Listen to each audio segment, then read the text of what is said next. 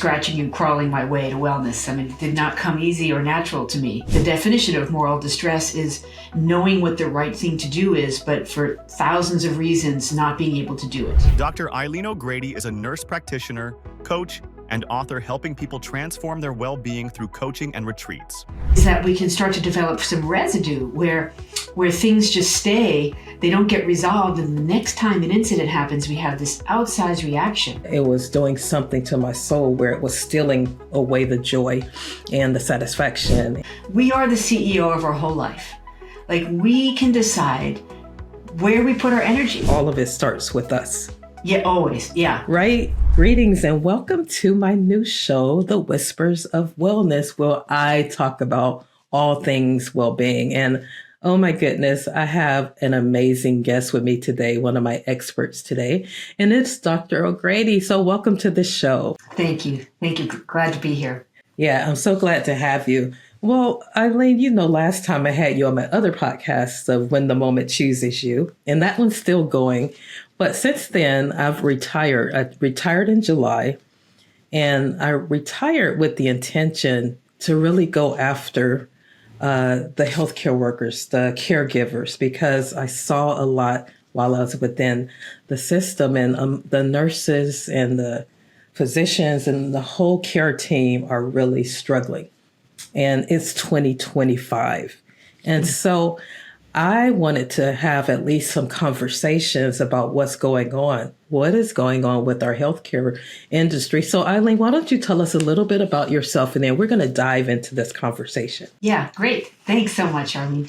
Yeah, so I'm a nurse practitioner, and about 15 years ago, I became a certified coach, and that really changed everything to have these more in-depth conversations, more skillful conversations with people, mostly about their lifestyle and behavior change, based on my own journey of scratching and crawling my way to wellness. I mean, it did not come easy or natural to me. And so I just felt like what we were doing in healthcare by telling people what to do from up on high was really not very effective. And nobody really changed in that model of expert knowledge sharer, especially in this age of Google and AI and instant access, to knowledge. It's not a deficit of knowledge. It's really...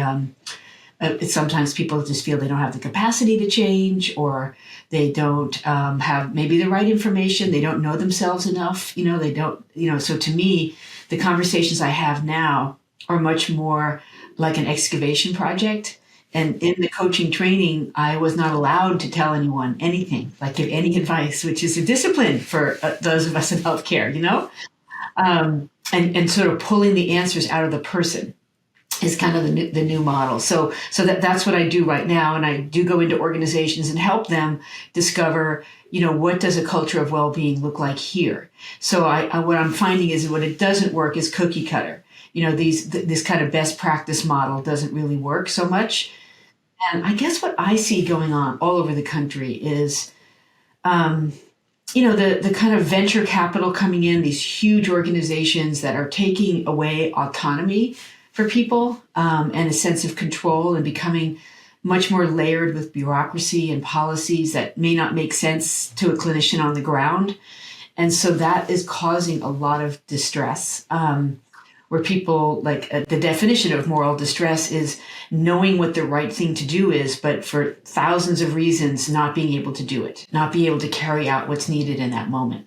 So I just see healthcare has really moved away from our roots, in many ways. Absolutely. Yeah, that's wonderful. Eileen, I want you to kind of unpack that a little bit more, because I know for me, having just retired, before I retire, I witnessed so much. I like what you said, it's called moral distress. Mm-hmm. Yeah. Does that coincide with moral injury? Yeah, I mean, it's kind of a precursor. So I think of it as a continuum, where those of us that work in healthcare, we just are dealing with moral dilemmas. It's just part of the water we float in. We're not working in advertising or other things where we're just up close and personal to people that are having maybe the worst experience of their lives. So we are exposed, right? And that's just a part of our work. And then we can go into moral distress where we just think, oh, that person doesn't have the right insurance, or we don't have the right providers on, or whatever the thing is. There's thousands of reasons where we don't quite match what the patient needs. And then what I think is so interesting is that we can start to develop some residue where things just stay, they don't get resolved. And the next time an incident happens, we have this outsized reaction. And, kind of like a trigger or a traumatic response that doesn't really match the situation because we're carrying all this and it's building. And then it can go into moral injury, which can be either one egregious incident that you can't recover from, or just death by 1,000 cuts, just over and over and over again. So that shows up in like 2 flavors. And then we go into what people call as burnout, which is what I call overdeployment and you call soul sickness, has many names. But of all of those names, burnout is probably the worst because it's very blamey and it's very kind of sounds permanent because it's from aeronautics. When they shoot the rockets up, the fuel burns out. So it implies it's permanent. And so that's the wrong word. It's an occupational stress syndrome. It's not in the DSM, but it's characterized by, the exhaustion, even after a vacation or some good night's sleep, just this exhaustion that doesn't go away, this feeling of inefficacy that no matter what you do, it's never enough. And the thing that's most tragic of all is when we withdraw, we disengage, and it can start to leach into cynicism, which is, to me, so tragic because we worked really hard to get these credentials. I mean, these are really, really hard programs to go through. Yeah, absolutely. One of the most difficult things I've done, including, delivering an almost 10-pound baby. Those graduate programs were hard. And so, and then we get here, at some point in our lives and we think, wait, why am I doing this? I've lost my way here. So that's a really distressing thing. So I think it's important for us to recognize it's not the person's fault, and it also doesn't just drop out of the sky. It's kind of a continuum. Well, that's so powerful because I know after I experienced what I experienced and I left, and I had I had such agitation and restlessness. And so I love what you say, and you're just like tucking it under. And you keep going, you tuck it under and you keep going. And so my experience of when I retired, I was already writing books. I was already creating content and stuff before I retired because I was kind of doing the, birthing it while I'm working. And so when I stopped and I had an opportunity to retire, I was so excited. And then I'm telling you, Eileen, I was not able to write. I was not able to create. Everything was blocked. And I was like, what is going on? I've been waiting for this moment. Mm-hmm. And so I took 30 days to just be quiet. And as I went out in nature and I started walking, I started recognizing all the layers of trauma that I tucked away that I thought really wasn't there because I'm a positive person and I'm cruising and I'm like loving on people and stuff like that. But then I saw it felt like layers of different things. Like I could say, okay, this was the layer of this really director that was really horrible to me, or this was the layer. I mean, all of the different experiences that I had to chip away at them and get back to that place of healing. And I didn't even know it was up under there until I got quiet. See, and that's the thing. We're so busy that we're constantly taking things in. And that's why I kind of came up with the term soul pain, because I felt like my soul it was almost like my heart had a little hole under the bottom and I was trickling little drops of blood as I was going through my day. But it was doing something to my soul where it was stealing away the joy and the satisfaction and all of the things that I love doing. It became a chore, and that totally was not it. And that's not what we went into the profession. So I love what you just described there, because I think, Dr. Eileen, that many people are still there, even post-pandemic. And so I want you to talk about that a little bit more, the moral, like how does one find out if that's it? Because you know how busy we are. We Yes. always we're just keep going and think that we're super people. Yes. Yeah. Well, it's part of the culture, the grind culture. Yeah. Oh, I worked 18 hours yesterday, and it's sort of rewarded. Like people don't get, well, I'm concerned about you, you know? Yeah. So I think this idea of burrowing feelings, like big feelings and pushing them down, it's not a benign thing. Yeah. Because, I mean, they come out sideways. Or like a snarky comment or behaving in a way that we don't want to behave, or more commonly, people just start reaching for numbing agents, cookies, food, alcohol, drugs, too much TV, porn, all the agents that make us just check out of our lives. Yeah. And so that is not a benign thing to do, and it's happening all over the place for sure. So you described that so beautifully, because to me, this is almost, the anatomy of a transition, because retiring is huge. Right. And we don't really give enough space to it. It's a huge thing. So much of our identity is tied up in what we do. And Yes. and so what I know for sure is that whenever there is a transition, a big one coming, there is so much pain, unbearable pain. And somehow that's the beginning of it. So that's the good news. It's like, okay, you're not at the end. You're not going to stay parked here. We're going to move through these different stages where we start to redefine and reemerge. The caterpillar to butterfly thing. Yes. So that you described that so beautifully, this big transition in your life, and how lovely to take that space. Yeah. And you know what? I have to tell you. So Charlene, even though I said, okay, I'm going to pause for 30 days and I'm not going to do anything, I have been so programmed to be busy that I kept trying to create busyness for myself. And I had to literally, the inner coach in me had to say, you will not do that. You will not go here. You will not do that. And so it was really like a fight, a war within, because this person that's like a high achiever and always meeting this target, that target, now is starting to feel like, okay, I really should be doing something. I'm not valuable if I'm not doing anything. So I absolutely love the work that you're doing, Eileen. It is really powerful. So tell me, though, right here, while we're in this space, what can someone do, a nurse, a practitioner, a healthcare worker, a service industry person, if they're feeling what you just described, because you described it beautifully, that moral. Well, I think what you just said, busyness is a decision. It really is. And so when I talk to nurses that don't have time to pee during an 8-hour, so to me, that is not being a strong self-advocate. Right. We're not centering ourselves in our own lives.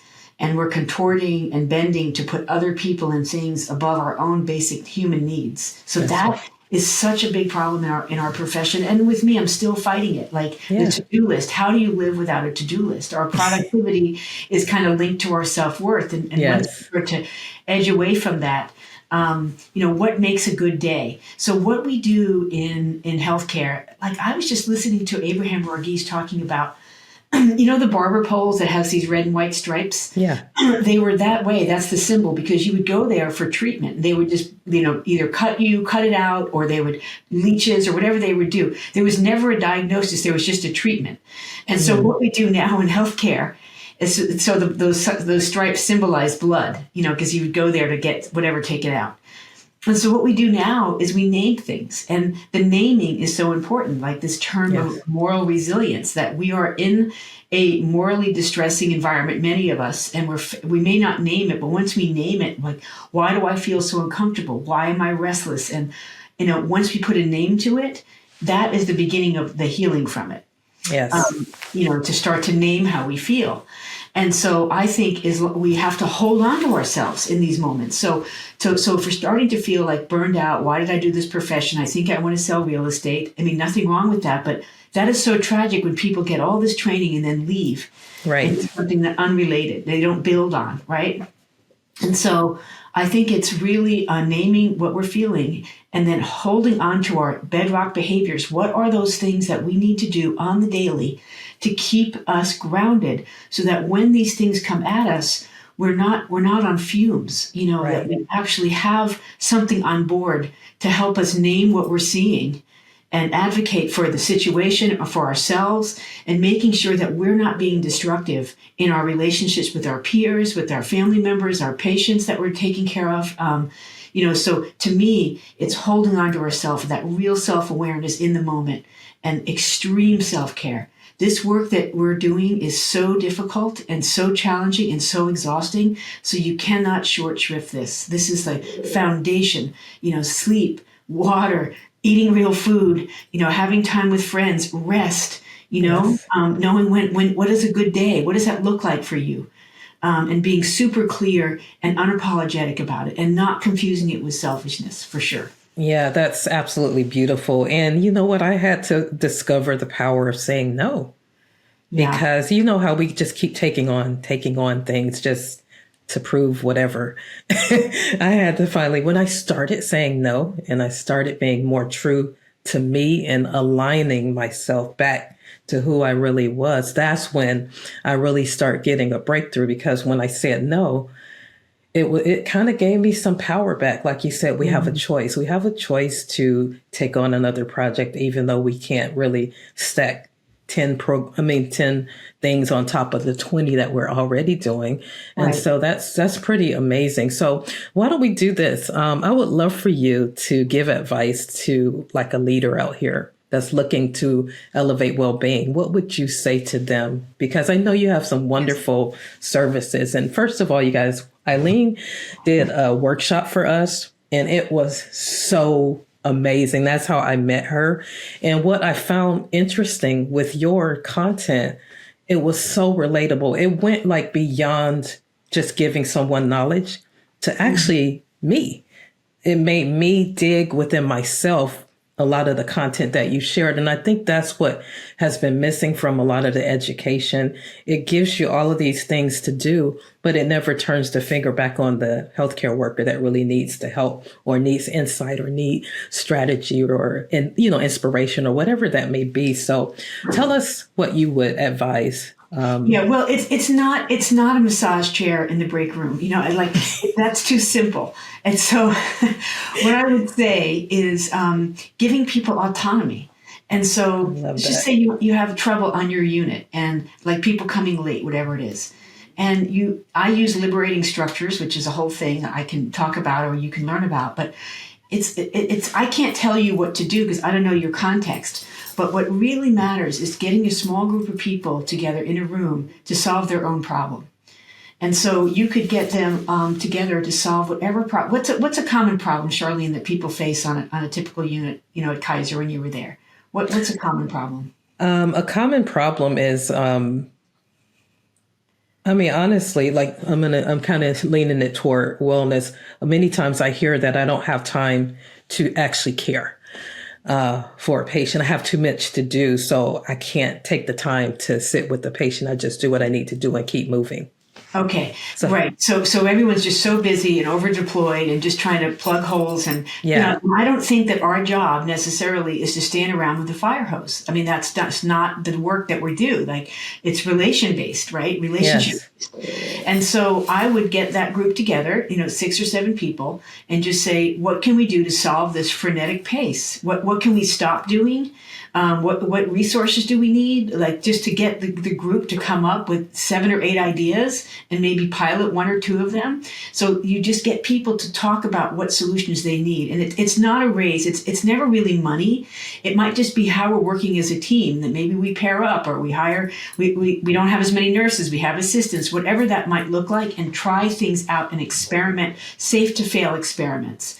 But letting the people with the problem solve it is essential. Well, and I think that's the power, because when you're getting things pushed on you, is very degrading. So you're not really even in it. So when you are empowered to actually say, oh, you know what, I thought of that idea, or we thought of this together, you're more apt to do it and to make the magic happen. So yeah, you're absolutely right about that. So tell us what you do. What do you do, Eileen? Tell us what you do. I was thinking about when I was out in California, I guess I don't remember where it was. It was Kaiser, Sacramento, I think. Yes, South Sacramento. And so I don't know if you remember this or not, but I'm not doing a lot of the talking. It's like there's framing happening, but then, Yes. okay, here's a very specific exercise that you're going to go into a small group and talk about your life. And so I think that's what's different to come up. I mean, there's some really basic things that we've all known since kindergarten, that sugar isn't so great and eating candy for dinner. We all know all that. So, and it's also available online. There's an abundance of it. But to me, it's being really aware of what I'm doing when I'm degrading my own well-being. Like, I stayed up till 2 a.m. scrolling. Like, that is just a disaster for me. And so just as long as eyes are wide open, that I'm being self-destructive and we're clear about it, right? Yes. And so I think going into a small group and asking them what they want is how we give power to and power over to people. Not power over, but give people their power to kind of set their own terms and create their own culture. So like if you have a lot of problems with gossip on your team, you can just decide that we're not going to tolerate gossip anymore as a group and just say, somebody starts, we're going to stop them mid-sentence, and we can do positive gossip and just say something nice when they leave the room. Like that's how you start to chip away at change of culture without having to get permission or authority from the top.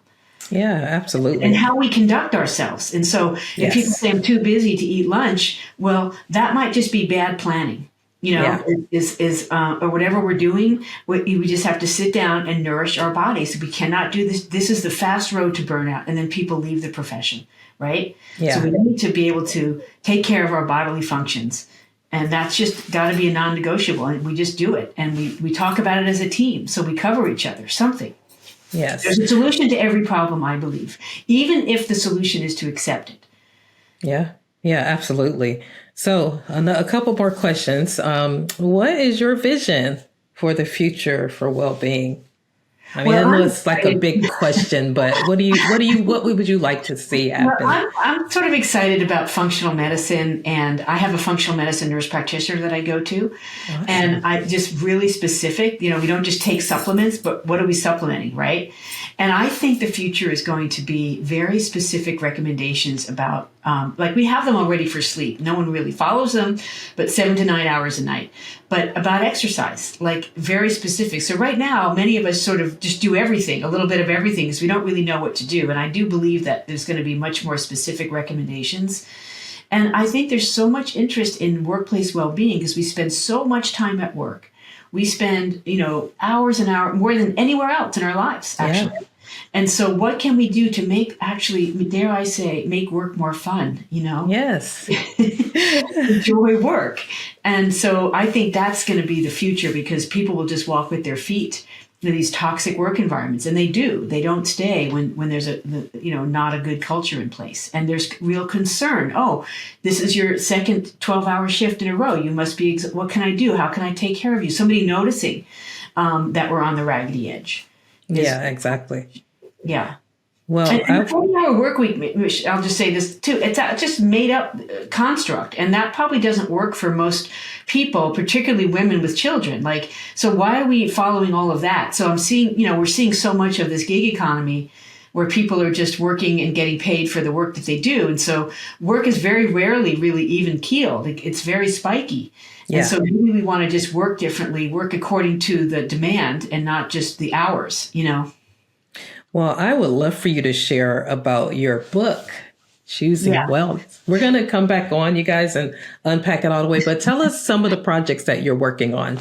Well, so I wrote this. It took me 7 tries, I rewrote this book 7 times. So it is really a labor of love. And I just described very personally how I scratched and clawed my way to wellness through my own experience, that I grew up in a house that didn't value it. I never saw anyone exercise. We ate terribly. It completely ignored our well-being in many ways. And so this was kind of the personal essays about how I got there. And it's an ongoing journey. It's never finished. Yes. I have, 2 steps forward kind of thing.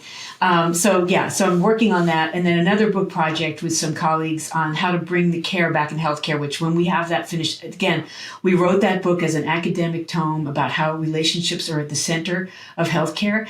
And it was a giant snore and we didn't like it. And so we're rewriting it to talk about our own experiences of when we missed the mark and when we have these profound experiences, that when we have good relationships with our patients, it's good for us. So it's not another to-do. It's not another thing for an overdeployed nurse to do, but it's actually something that's very healthy and life-giving to us.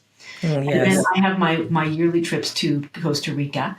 Oh Um, my gosh. I can't so wait to go to one of during those. COVID, I was all over this country giving webinars, and somebody said, when this is all over, we're all going to need to go away to some island and just recover. And so I just had this idea like, oh, maybe I can arrange that. So I found this beautiful place in Costa Rica.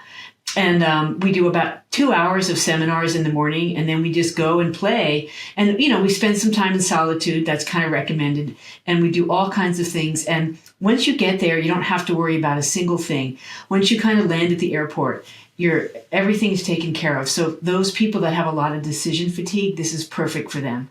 So there's lots of, we have had mother's daughter, we've had mother, daughter, granddaughter, we've had couples, we've had work friends, siblings. So everyone's welcome who's interested in promoting their own well-being. Wow. I can't wait. So when is the next one so people can prepare? January of 2026. Okay, January 2026. Now, how's Costa Rica during that time? Is it nice out?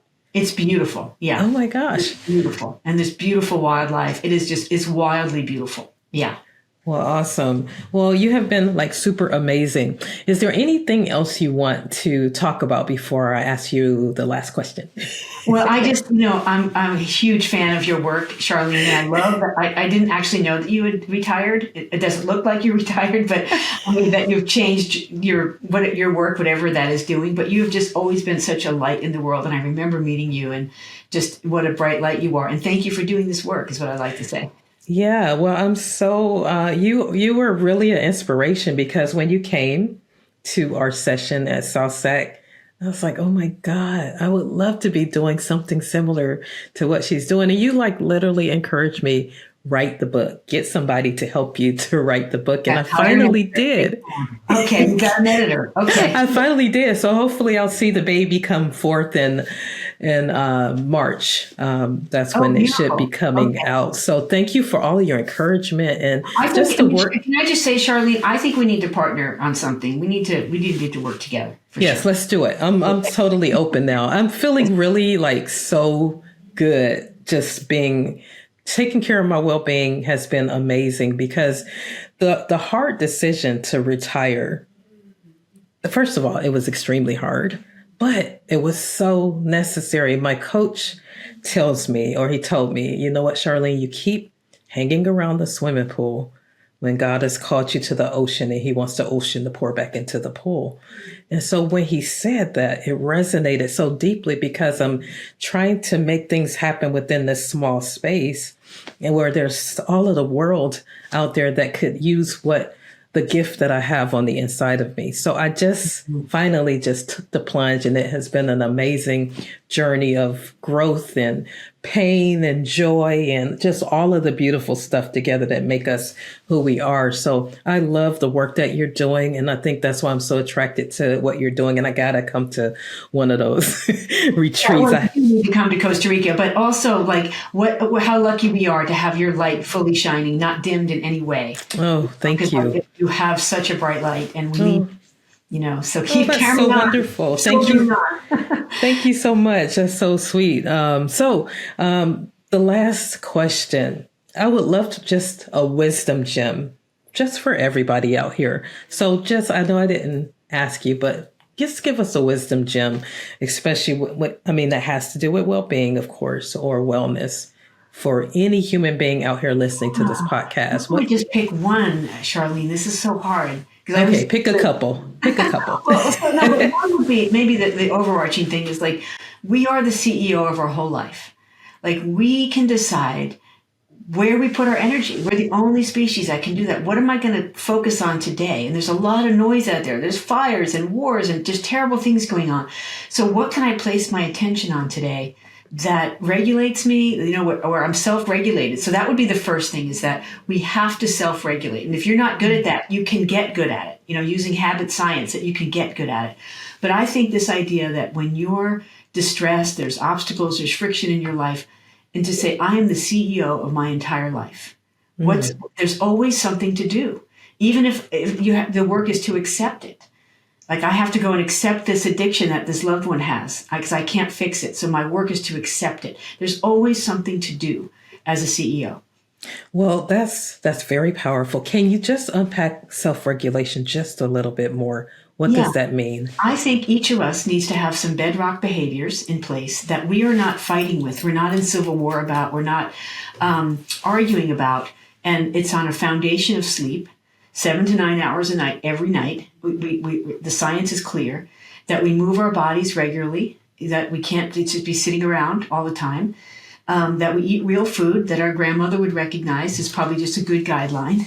And spending time with friends and like Yes. having some joy, like the weekends coming up. Do we have, a plan? Use every moment of your PTO. Plan fun first. So the beginning of the year, block all that time all at once and plan fun first. And so I love those are, that. to me, the bedrock behaviors of a good life, like living the good life. And that that there's PTOs for a reason. And so many people, Charlene, have weeks and weeks unused and they're French fried and they wonder why. Tell me about it. I know so many people that, especially since I've retired, I had to use I've had probably about a month and a half or so. And I mean, I know someone else that had at least 4 months worth of PTO. They need And to come to Costa Rica. yes. Absolutely. Okay, thank you for telling us that definition, just in case people needed to, go deeper with that. So anything else, any other wisdom? Well, just the idea of these habits and self-regulation is that the whole point of the habit is because you don't have to think about it. You Yes. brush your teeth. There's no arguing. It's raining. I don't feel like it. It's cold. You just do it. You don't even remember it. And that's the beauty. And the downside of habits, because when you have self-destructive ones, that's a problem too. But developing, if you're not good at exercise or you don't have that nailed down, work on it actively and just say, I'm going to get really good at incorporating daily movement into my life or weekly, whatever that is, whatever you need to do, and make a habit of it so you're no longer at civil war with yourself, arguing about these really basic things that your body needs. Eileen, it's really interesting because everything that you're talking about, all of it starts with us, Yeah, always. Yeah. right? Because we like to blame, Yeah. well, the system, this person, that person. But I love what you're saying here because it does start with us and we have to make the decision. So thank you for really unpacking that. It seems like a lot of the work that you do really crosses over to personal development as well, right? Yeah, I think it's all self-awareness, like learning. I was still learning. I just had a huge insight the other day about myself. Yeah, so it's never done. And I think that's the key to having a good life is really knowing yourself. Oh, there I go again, doing that thing again. That's not Yeah. that I know where this is going to take me, and it's not a good place, Yeah.